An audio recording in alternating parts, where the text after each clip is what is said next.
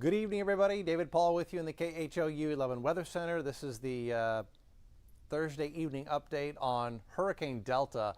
Delta has re-strengthened to a major hurricane late this afternoon. 4 o'clock advisory had it with winds sustained at 115. 7 o'clock intermediate advisory also has winds sustained at 115. So this is going to be a major hurricane, Cat 3, as it makes landfall, we think, in southwest Louisiana as we head into Friday afternoon, Friday night. That's tomorrow. The storm is interesting when you look at the structure of it. The center is right here. So there's the center. Can you see how it's lopsided? There's a whole lot more energy and activity on the southwest side instead of where you would expect it to be on the northeast side. There's some gaps in here. It looks like some dry slots on the northeast side. So this is interesting and a little concerning because that has been the personality of this storm since its inception. It's been the southwest quadrant of this system that has been stronger or shown a lot more activity on satellite. And this happens sometimes. This happened with Hurricane Ike back in '08. It was actually the southwest quadrant that had a lot of the heaviest wind and rain, especially as it came inland. Now take a look. Here's the center. Track is going to go something like this and curve into southwest Louisiana. But you can see, just transpose this. Let's just put the center right here tomorrow afternoon. Look at how much of that activity on the southwest side is going to be in southeast Texas. We're going to have tropical storm conditions on Friday on the coast for sure. Winds sustained at 35 to 40, maybe gusting to 50 and above. For Galveston, Bolivar Peninsula, and the west side of Galveston Bay. Those are the areas that are most likely to have tropical storm conditions going into tomorrow and tomorrow afternoon. Here's the infrared satellite. Excuse me, this is infrared satellite, just not color enhanced. You can see the center is now showing up on radar nicely. There it is, but we don't see an eye. It hasn't opened up. It's not a cloud-free center, which is unusual for a storm of its strength and magnitude. The wind field is very broad, and again, just transpose that up into southwest Louisiana. They may take the full force of it here, but we're going to have a whole lot of the wind move into Houston and southeast Texas. Tomorrow is going to be a very interesting day, very breezy day. And in fact, this evening, we're seeing winds increase a little bit. It's a light northeast breeze inland in Houston. It's about 20-mile-an-hour breeze in Galveston right now. You can see we've got some rain bands coming in, just a few scattered showers, nothing big and bad. Here's a little stronger rain band, heavier bands right now further out in the Gulf of Mexico. So this is how it's going to be tonight. A little breezy, a little sprinkly, a shower or two.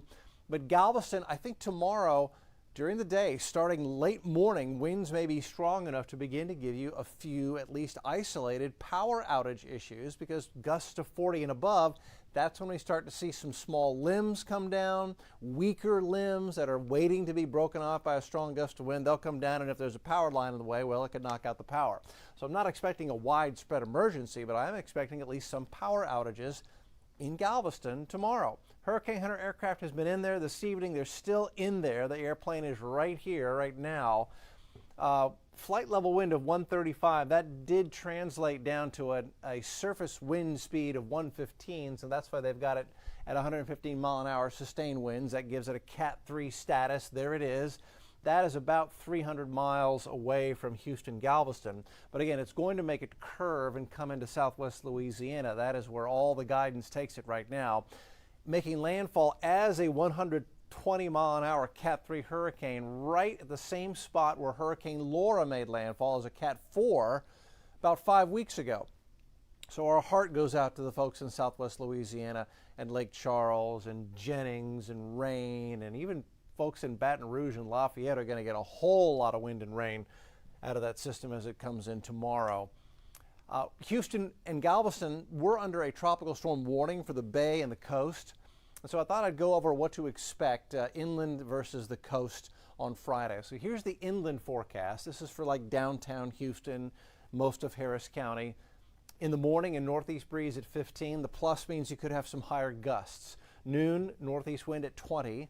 By the afternoon, north wind at 25, and it may gust to 35 even in downtown Houston tomorrow. It's a pretty breezy day. There will be raindrops off and on as a few rain bands come in tomorrow as well, but this is not a flood threat for us.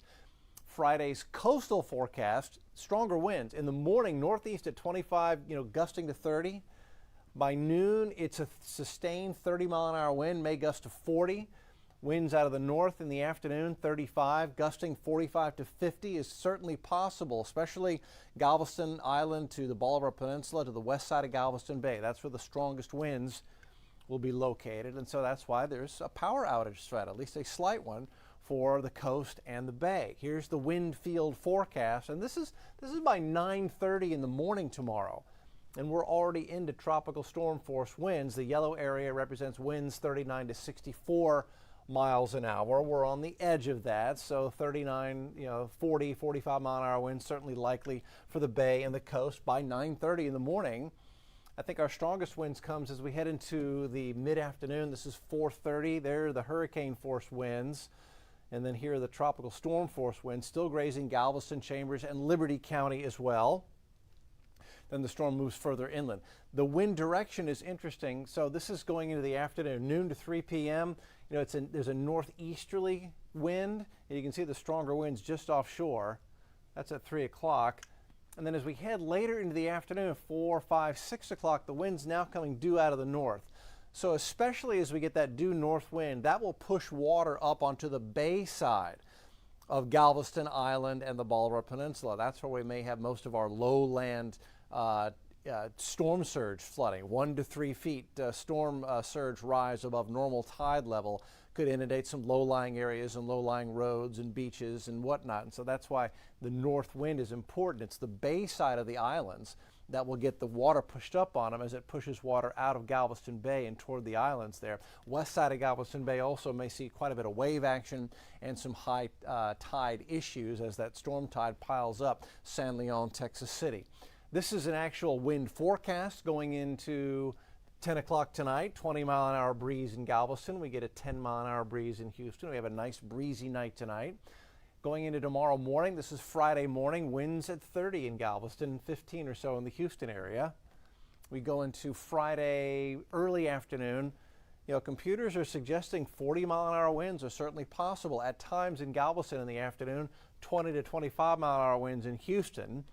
And as we head into 5, 6, 6:30, 40 mile an hour winds, maybe gusting to 50, possible as the center of the storm is here on its path into southwest Louisiana. So if you remember with Laura on the same track, we had almost no wind here because Laura's wind field was just so small. This one encompasses so much of an area. It's such a broader storm, so it's in scale, it's a Cat 3, and in scope, it covers several hundred miles, where Laura's wind field was only about 30, 35 miles or so in diameter. Every storm has its own personality. Oh, by the time we get to 10 o'clock Friday evening, the storm making landfall, our winds will begin to die down. They'll begin to come out of the northwest as the winds curlicue around the exiting system. This is not a flood threat for southeast Texas, Houston, Galveston.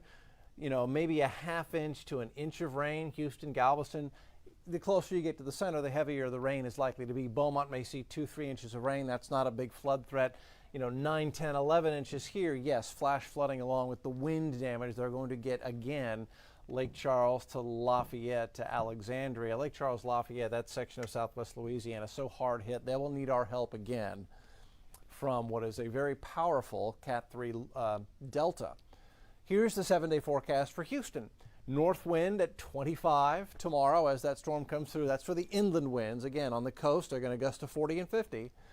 It'll be an interesting day tomorrow. A lot of weather watching tomorrow. Then things settle down, and we heat up 90 Saturday, 94 Sunday. You get that southwest breeze, and that heats us up. We'll be 92 Monday, but we get a front late in the day Monday, and that will send us back into more fall-like weather for Tuesday, Wednesday, and Thursday. Lows in the 60s and 50s, highs in the 80s. Never a dull moment, it seems, in the weather department, especially in this very busy hurricane season. So far, it looks like this is the second busiest hurricane season that we've measured since the satellite era, that began in about 1970. This is the second busiest season. We've had 25 named storms so far. It was 2005. That's the busiest season on record, where they had 28 named storms. I believe, if memory serves, it was 15 hurricanes. We've had 9 so far this season, 15 in 05. It was 9 major hurricanes as well. So far, 05 still holds all 3 records, but we're not done with this one yet. Everything updated, the computer models, wind forecast, new forecast cone right at 10 o'clock. We'll have that in the first block on the news at 10. We will see you then for a live update.